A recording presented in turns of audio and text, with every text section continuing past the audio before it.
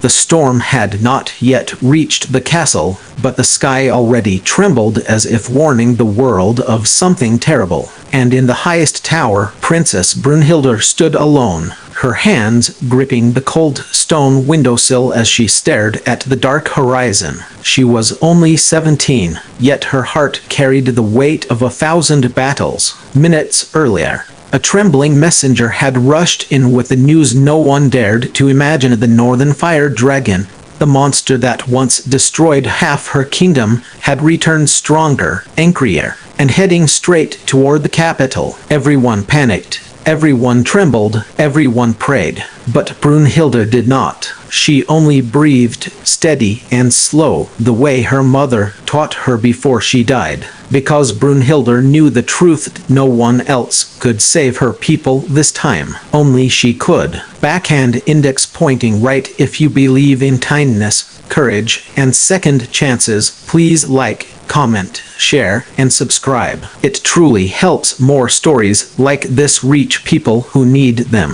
Brunhilda had always been different from the other royals. Where they wore polished armor for ceremonies, she trained with real blades at sunrise. Where they sat through endless banquets, she sneaked out to walk among the farmers and listen to their worries. And where they feared danger, she studied it. But despite her strength and spirit, she was never expected to lead. She was a girl, after all, a princess meant for silk gowns and arranged marriages, not for swords and flames. Yet it was Brunhilda, not her brothers, not the generals who had survived an encounter with a fire dragon once before. She remembered the night like a scar carved into her soul. She had been 10. The kingdom was joyful, celebrating the queen's birthday with songs and lanterns. Then the sky tore open. The dragon descended in a storm of red lightning and fire. Screams filled the air, homes collapsed in burning rubble, and her parents, the king and queen, were trapped beneath the ruins of the great hall. Brunhilda tried to lift the fallen beams with her small trembling hands. She tried to call for help. She tried to breathe, but the smoke was too thick, the flames too fast. She survived only because a castle guard dragged her outside. Her parents did not. Since that night, the kingdom lived in constant fear, believing the dragon would one day return. For 7 years, Brunhilda trained in secret, refusing to be helpless ever again. She learned sword mastery, archery, mounted combat, and most importantly the ancient magic of wind whispers her mother once practiced. Still, no one believed she had the courage or strength to face the beast that killed her parents. But Brunhilda believed, not because she was fearless, but because she refused to let fear decide the future of her people. Now, as horns echoed across the stone walls, warning the kingdom of the approaching danger, Brunhilda made her choice. She went to the royal armory, selecting the simplest steel armor and the blade she forged herself. She tied her hair with a cloth stripped from her mother's old gown, pressed her palm to her heart, and whispered a promise only she could hear this time. No one dies. Not if I can stop it. Outside, chaos had erupted. Families ran toward the underground shelters. Soldiers scrambled to prepare defenses, and the sky dimmed with swirling ash. Brunhilda stepped into the courtyard, and the soldiers froze, shocked to see her in armor. Some bowed, some whispered that she should flee, but she walked with the quiet confidence of someone who already accepted whatever fate awaited her. The kingdom's highest general approached her, his face lined with fear. He begged her not to go. He insisted that the royal bloodline must survive. He argued that heroes were replaceable, but princesses were not. But Brunhilda only placed a hand on his shoulder, the way her mother once did. She told him that titles did not save people, actions did. And if she did nothing, she would carry that shame forever. The general stepped aside, tears in his eyes, and allowed her to pass. Because deep down, he knew she was right. She mounted her horse,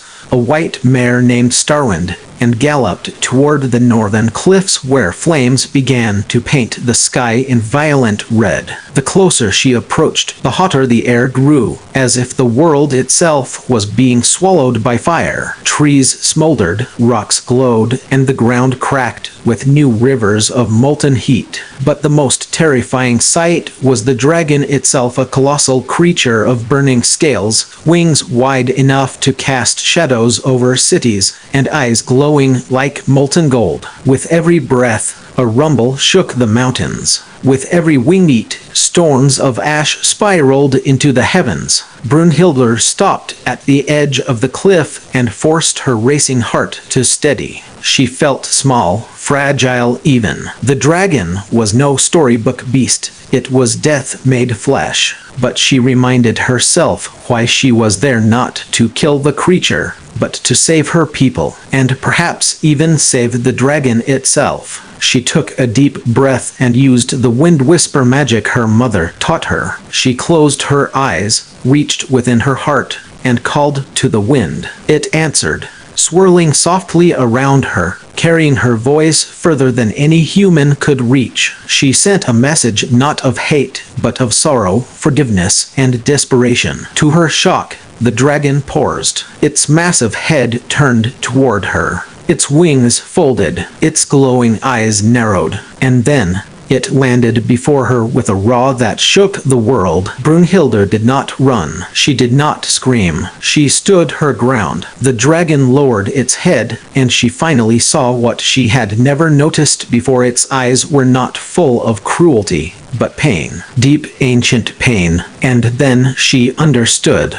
The kingdom had always assumed the dragon attacked because it was a monster, but her mother once told her a secret: dragons never destroy without reason. Something must have driven it to madness that night 7 years ago. Now, standing before its enormous face, Brunhilda saw the truth. A thick, rusted chain was wrapped around its left horn, digging deep into its flesh. The wound was infected, burning, unbearable. This dragon had not attacked because it wished to. It attacked because it was suffering, trapped in pain and rage that no one bothered to understand. Brunhilda felt her heart ache. She stepped closer, ignoring the scorching heat radiating from its body. She placed her metal glove against its injured horn. The dragon growled, not in threat, but in warning, as if asking why she was not afraid. Because she understood. Because she cared. Because she believed that healing was stronger than hate.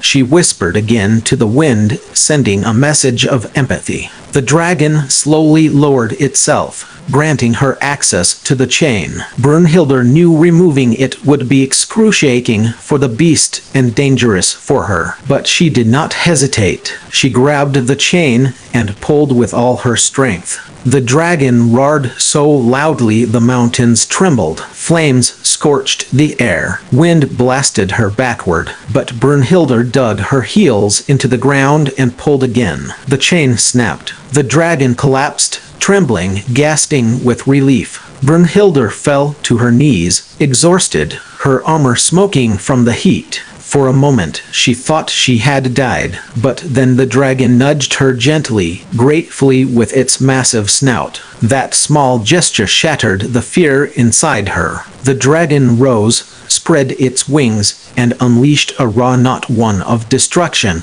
but of freedom. And then, with a single beat of its mighty wings, it soared into the sky, circling above her like a guardian rather than a destroyer. Brunhilda watched it disappear beyond the mountains, leaving the sky clear and the world safe again. Her legs finally gave out, and she collapsed on the ground, breathless but alive. When she returned to the kingdom, the people stared at her in disbelief. The sky had cleared, the fires had stopped, the dragon was gone, and Brunhilda, covered in ash and sweat, entered the gates with her head high. The general ran toward her, embracing her like a daughter. Families dropped to their knees in gratitude. Children followed her horse like she was a hero from legends. And for the first time in years, the kingdom felt hope. Brunhilda did not boast. She did not claim glory. She simply told them the truth. The dragon was not her monster. It was wounded. And wounds make even the strongest beings dangerous. But wounds can heal, even in beasts, even in people. Now, the kingdom began to see her not as a delicate princess, but as a leader of heart, wisdom, and courage. Her brothers, once proud and dismissive, looked at her with newfound respect. The council bowed to her decisions, and the people whispered her name with love, Brave Princess Brunhilda. Yet Brunhilda did not change who she was. She continued visiting the villages, continued training, continued studying magic, continued tending to the land and people she cherished. She wanted to rule one day, not through fear, but through kindness, not with a sword, but with understanding. And sometimes, at sunset, she would climb the tallest tower and look toward the northern sky. Some evenings, far in the distance, she saw a great shadow move across the horizon, a silent promise from the dragon she had saved. A promise that even the fiercest creatures can learn to trust again when someone is brave enough to understand their pain. Backhand index pointing right. If this story touched your heart, please like, comment, and share. It truly means more than you know and helps this channel grow. Sparkle's special request: a comment below. Brunhilda's courage lives on. If you want more stories like this. Brunhilda's legend only grew brighter with time, but she never forgot the deepest truth she learned on the day she saved her kingdom. Courage isn't the absence of fear. It's choosing compassion even when the world is burning.